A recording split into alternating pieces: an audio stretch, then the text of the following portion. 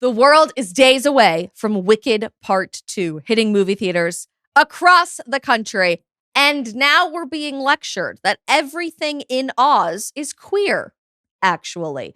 I am over it as the resident nerd of the movement, seeing all of my favorite stories be taken over and hijacked by radical rainbow jihadists, to borrow the term from Charlie, and we're leaving this behind in 2025. Jump into all of it today with us on The Isabel Brown Show.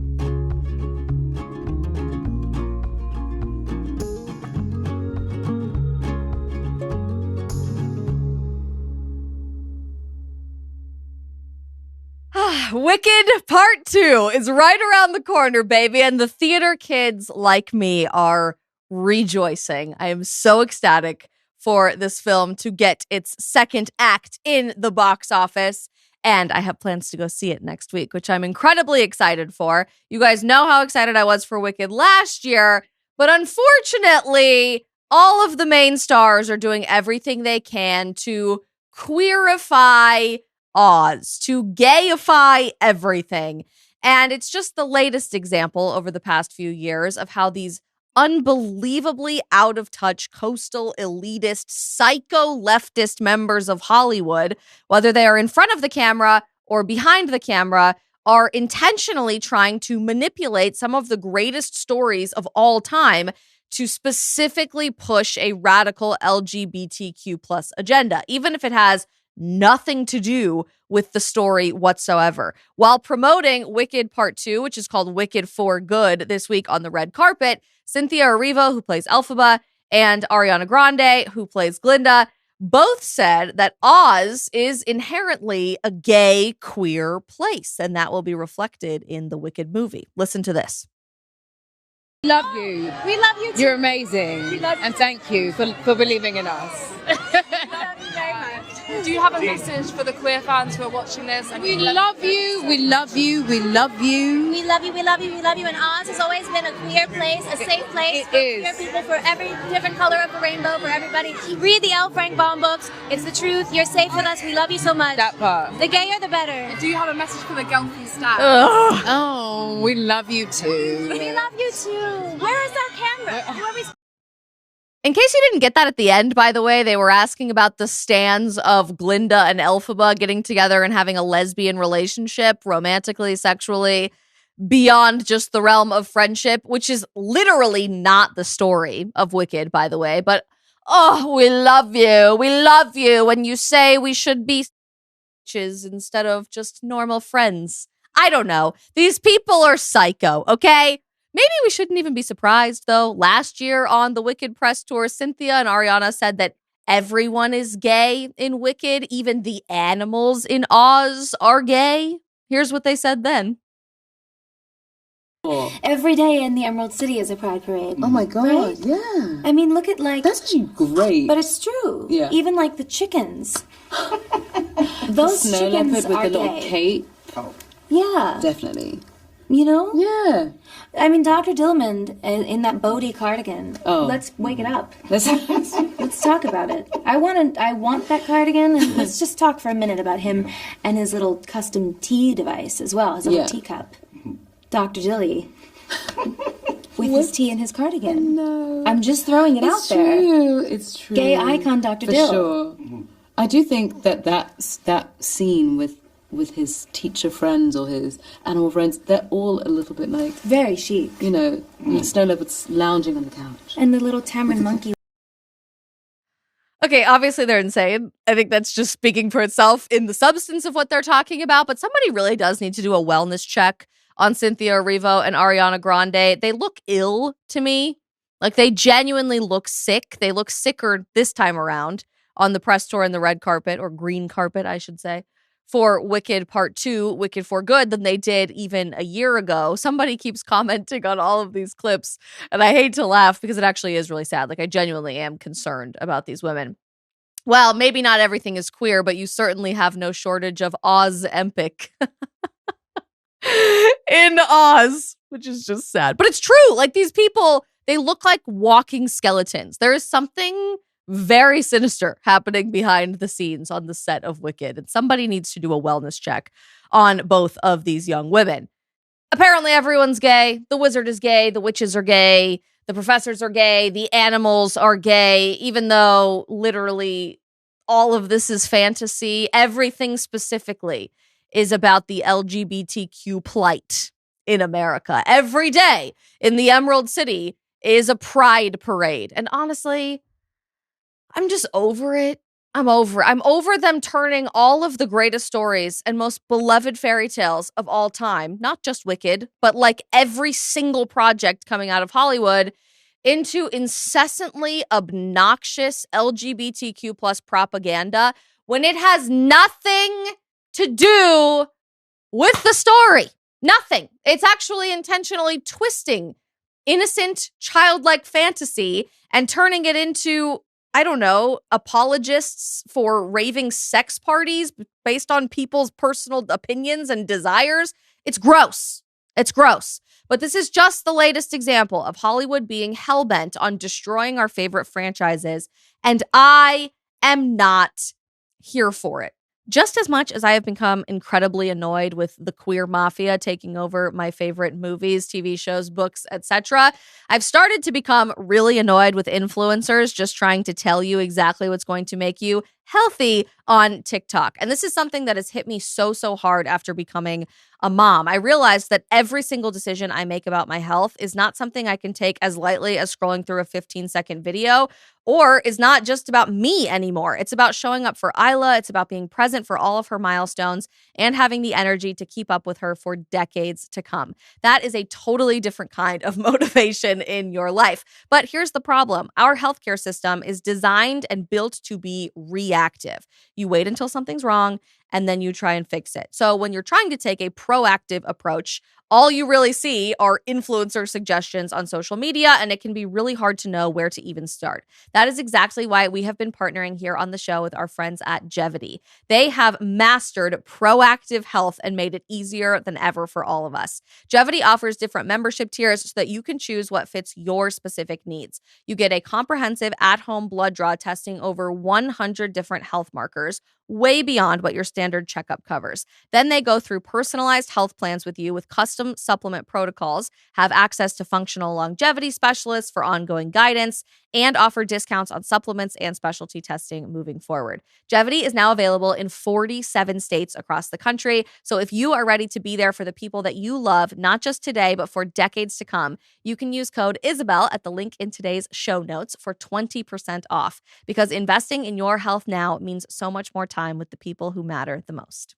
This moment on the red carpet last week immediately took me back to the press tour for Star Wars The Acolyte series.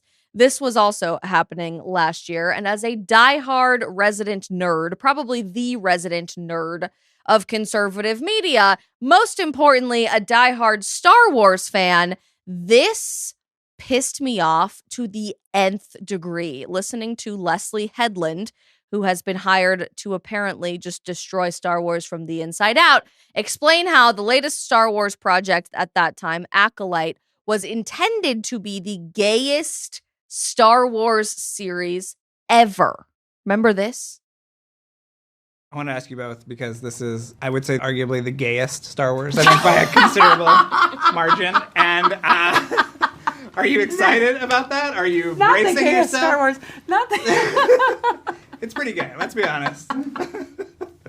Leslie, how do you feel? Am I gay? Yes. Well, no, I know Yeah. you are gay, but I'm asking, are you excited about putting this, this is going to be a talking point? Is it going to be a talking point? I'm sure some. Because nerds are gay. Well, Yeah. some nerds are very not gay and are very threatened by gay Well, that's stuff. true. But Yeah. in my world, nerds are gay. Okay. Is this a fun element of No, I don't think so. And yet people have told me that it's the gayest Star Wars, and I frankly You're offended? into it. No. I think that Star Wars is so gay already. Okay. I mean, have you seen the bits? We'd be like, look how gay this is, and then send each other a reference photo. And are you telling me, with a straight face, that C-3PO is straight? They're a couple. That's what I think. But this is more outward. I think it's canon that R2-D2 is a lesbian. Oh, Ooh. interesting. Yeah. Huh. Ask Filoni. Okay. Ask for Can you one. imagine? Yeah, talk. So nerds are gay. I guess. All nerds are gay, except for the nerds who are really not gay, me, and most of us, actually, who, according to these psychos, are threatened by the gays. No, not threatened. I don't think any of us feel threatened by you. We're just annoyed, frankly, that you are trying to canonically change our most beloved stories that tell timeless tales of the battle between good and evil. But if you were paying attention, according to people like Leslie Headland, you can't possibly say that C-3PO or R2-D2, literal robots, are not gay. In fact, it's Star Wars canon, according to these people, that R2-D2, the robot, is a lesbian. I don't know if anybody is familiar with Star Wars out there, except for myself on my sometimes lonely little island of nerdhood in the conservative movement, but do you not remember in Star Wars, R2-D2 can't possibly be a lesbian. He has a thing that sticks out of him. I'm just putting that out there. And C-3PO is his lesbian lover, apparently. I mean, genuinely, you cannot make this crap up.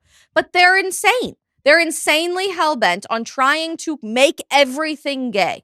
Make your favorite stories gay, make all of the characters gay, and make you, the viewer of these said projects, gay as well. Frozen, I've been told over the past few years, is a story of queerness and lesbian love from inside of Disney. Our favorite superhero movies have been taken over by those incessantly obsessed with pushing the LGBTQ plus agenda. Do we not remember when Taika Waititi, who I actually think is an amazing director, crashed and burned Thor: Love and Thunder? That was a bad movie in and of itself, but said out loud, "We are all queer. We are all queer." So naturally, Thor: Love and Thunder is queer. And indeed, he went out of his way to make this movie, to make Thor as queer as possible, because the characters are all queer, including Korg. Korg, the guy made of rocks, who is literally not even a human being. Waititi made sure to put as much queerness in the film as he could. They covered in Out magazine. Get out is all I have to say. Korg, the gay character he voices, talks about liking seeing Thor naked. Seriously? Really? This is what we're doing? Genuinely, I'm just over it. Can we all just agree at this point to leave this all behind in 2025 as we get closer to the end of the year? May that be our collective New Year's resolution for 2026. And for the record, Wicked remains one of my favorite musicals of all time. I will never forget the experience of seeing Wicked on stage for the first time. I have been a massive, massive, massive fan of the story for basically my entire childhood and growing up into adulthood. I find the actors in the original stage adaptation so unbelievably talented. It is certainly in my top 3 musicals of all time. I loved the movie the first go around. I'm so excited to see the next one. I think I'm planning to go see it next week. Wicked for Good. I will report back if it is indeed queer. And the thing that I really want us to focus on here, beyond just the insanity of the red carpet tour and somebody needing to do a wellness check on Cynthia Erivo and Ariana Grande, though, what I want to drive home is that these people insist this is all about equality. And this is where I start to get really bothered by what's happening in Hollywood. In reality, this has nothing to do with advancing equality. We passed that on the road trip into insanity long, long ago in the United States of America. Instead, this incessant push to take over every single pillar of American culture with some sort of LGBTQ plus queer identity, messaging, rainbow-washed facade, and it's not limited to Hollywood. It's happening in the academic industry. It's happening in our politics. It is happening in the American church. I mean, for goodness sake, pastors are reciting the Sparkle Creed on Sunday mornings. Real thing, look it up. Instead of the Nicene Creed when worshiping God. All of this is part of a really sinister agenda to just sow more confusion and disrupt social norms simply for the sake of doing so. It's not even just limited to the movies that they are appearing in. Literally yesterday, GQ UK magazine announced their Men of the Year issue. And on the cover of GQ UK for the Men of the Year issue is none other than Cynthia Erivo, a woman, featuring Cynthia Erivo with, underneath of her, Pierce Brosnan, who incidentally probably does deserve to be Man of the Year in the UK. But this woman does not identify as a man. She doesn't identify as trans. She doesn't use he, him pronouns. Even if she did, she wouldn't be a man. She would be a woman. But they're literally just doing the Ron Swanson thing. They are giving the Man or Woman of the Year award to the opposite sex on purpose at this point as a way to like advance equality and to challenge social norms. Something is going very, very wrong across the pond in the UK because GQ announced their Man of the Year as Cynthia Erivo just a few days after Glamour magazine, the UK edition, named their Women of the Year just a few days ago, who incidentally was a group of men, was all men. And this was so egregious and so not reading the room in the UK that J.K. Rowling felt the need to respond. And I thought she totally hit the nail on the head about this Glamour magazine Woman of the Year concept. Here is what she tweeted. I grew up in an era when mainstream women's magazines told girls they needed to be thinner and prettier. And now mainstream women's magazines are telling girls that men are better women than they are. Just as much as we need to make informed decisions about the type of celebrities and content we are supporting, it's really important for us to make conscious, well-informed decision on the food that we are eating too. If you are a mom who wants the absolute best food out there available for your kid, but you are still wondering, is this actually safe when you're walking through the grocery store?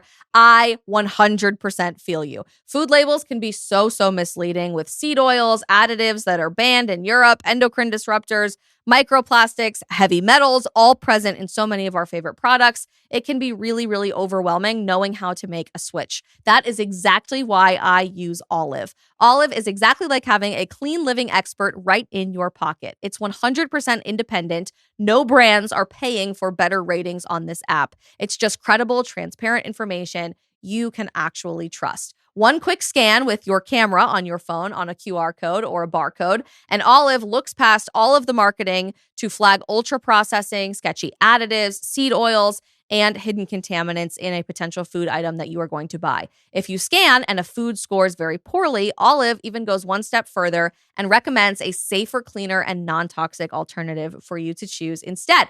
And they are building the most comprehensive independent database of lab-tested products out there, anywhere on the market. This isn't just talk. Olive recently completed the largest independent baby food study ever done in history. They tested over 300 products for lead and arsenic in actual ISO-accredited laboratories. Real testing, real results. If you want to know if your baby's food has been contaminated with lead, scary stuff, just scan it with Olive. This has saved me so much time, not just in the time that I'm actually at the grocery store scanning individual food items by all of their barcodes, but making my lists up front and knowing exactly what I am headed to purchase so that I can give my daughter Isla the best health jumpstart possible right now when she's even a baby. If RFK Jr.'s Make America Healthy Again message really resonates with you, but you are so tired of decoding confusing labels and ingredients that you can't even pronounce, Olive is about to become your best friend. It is the app for the Maha movement. My listeners get an exclusive 7-day free trial. Try Olive to scan your pantry. Make sure you are feeding your family only the very best. Download Olive right now in the App Store. That's the secret, isn't it? I mean, most of this messaging is from women, geared towards women, in an attempt to erase, undermine, eradicate, and uglify womanhood. It's not enough to just be a woman. You have to be a queer woman. It's not enough to just be a woman. You must also be okay with men being the Woman of the Year. It's not enough to just be a woman. You have to go out and obtain the title for yourself as a woman of Man of the year. It's not enough to be in a women's-oriented musical like Wicked with 2 female lead characters. No, they also incidentally need a fan base where people are calling for them to be lesbians with each other instead of wonderful female friends, like the hallmark of sisterhood that Elphaba and Glinda represent. It's not enough to just have women Jedi characters in The Acolyte. Nope, instead we have to turn robots into lesbians to be pushing for the queerification of Star Wars, of a galaxy far, far away. It's not enough to embrace who you are, ultimately. In fact, who you are will never be enough. And I find it so unbelievably disgusting that the same people who just keep desperately trying to drag us into the upside down, to borrow the terminology from Stranger Things, which comes out imminently, and probably also is gay, now that I think about it, but comes out imminently, and I've been waiting for 3 years. I'm so excited for this finale. To drag us into the upside down, these people insist that they are the ones pushing for empowerment, pushing for equality, pushing for women in particular. But if these people were really actually serious about women's equality in society, particularly in the UK, where they're having all kinds of these ridiculous issues on magazine covers and all kinds of cultural problems, maybe they would start paying attention to stories like this one that went viral just this week on social media. The UK has gone so far, and I think this speaks to Western civilization at large across Europe, the UK, and now the United States of America, has gone so far in pretending to care about women and not actually caring about women that a European company is developing rape-proof underwear for women to wear while walking out on their city streets.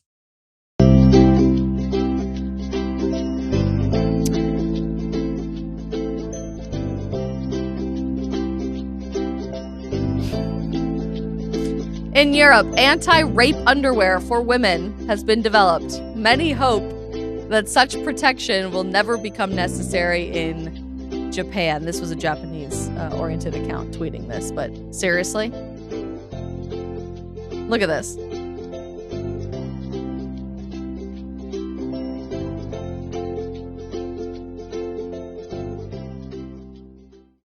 Is this the only way to feel safe? That's what that asked you at the end in Spanish.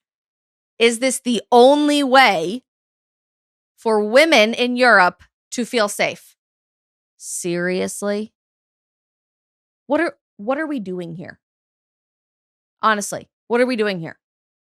Are we comfortable living in a society that tells women the only way to really be empowered is to gayify everything? Are we comfortable living in a society that tells women the erasure of women, the replacement of women in our sports, our locker rooms, our academic institutions, our scholarships, our job prospects, our awards and magazine covers by men is the only way to be empowered? Are we comfortable living in a society where the so-called spokespeople of equality, the famed celebrities that we all fawn over on the red carpet every few months, manipulating and twisting our favorite stories to push for everyone being queer, is the hallmark of progressivism? Because honestly, while we're paying attention to all of the glitz and glamour of everything that's happening in Hollywood, this stuff is happening.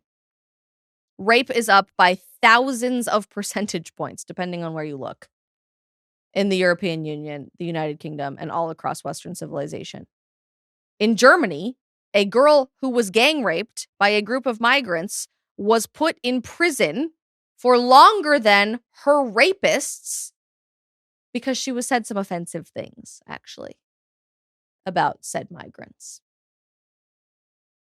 Women are now having companies develop anti-rape underwear, which people are asking, is this genuinely the only way women in the West can ever feel safe again? Stop the performative activism. Stop acting like you are a champion of human rights from your glitzy, glamorous towers of Hollywood and red carpet premieres, claiming that because you've turned R2D2 or Elphaba lesbian, you all of a sudden deserve the Nobel Peace Prize when you have said nothing about the actual societal undermining of womanhood. God bless J.K. Rowling, honestly. I say this probably once a month at this point in all of my content. No one else in the realm of the entertainment and arts industry has remotely the same amount of bravery as this woman to say the hard thing. But I'm done. I'm tired. I'm over it living in a culture where this is the type of performative activism that we constantly put on a pedestal. We follow on social media. We amplify from the rooftops. If anything, I think we just need to start creating our own culture at this point, which I think we are doing. And I'm looking very, very much forward to seeing more of that in 2026 and beyond. Question for all of you. Are you still planning to go see Wicked, knowing just how much these people are trying to change the wonderful land of Oz as much as humanly possible? I still am, but I'm dying to know if you guys are thinking about going or not going based on the comments made by Cynthia Erivo. So drop that in the comments. We have got a short episode today because I am traveling all the way across the country to give a speech this afternoon. So please keep me in your prayers with all of the crazy travel insanity that is happening in the wake of the government shutdown. We've got an awesome lineup of content for you next week. Have an amazing weekend. I love you all so very much, and we will see you Monday.